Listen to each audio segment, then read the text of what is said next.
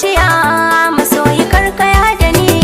Mai dacen masoyiya har abada san babu rabuwa.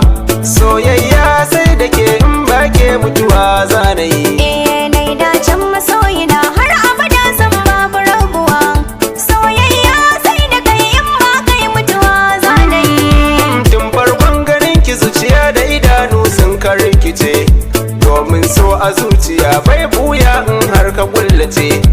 Sani cikin zuciyar ki amince min na yau fice.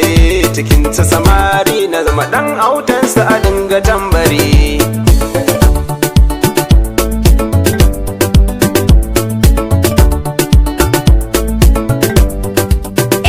Soyayyar ka ta daɗe can a cikin sararin zuciya. Na rasa yadda za na furta maka dan ko ina shan wuya. Iko ne na rabu shi ne ya haɗa mana so a zuciya. Ni kuma na yi alkawar har abada ban karya ƙudiri. Mai dacen masoyiya har abada san babu rabuwa. Soyayya sai da kai in ba kai mutuwa zanayi. Tuni da hanta mun zama kan soyayya kamar uwa da da. Cikon buri na zuci ta samu abin da take yin bida.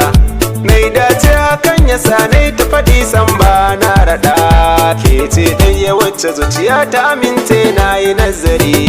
Nai dacen masoyina har abada san babu rabuwa. Soyayya sai da ke in ba ke mutuwa zanayi. Ni fa so idan babu kai zan tabbata ne a garrari.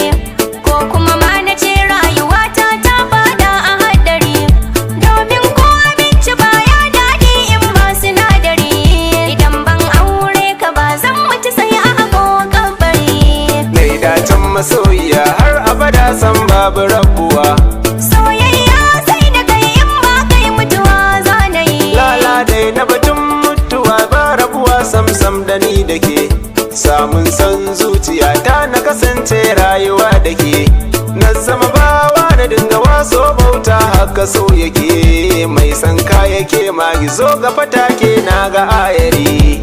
Nai dacen masoyina har abada san babu rabuwa.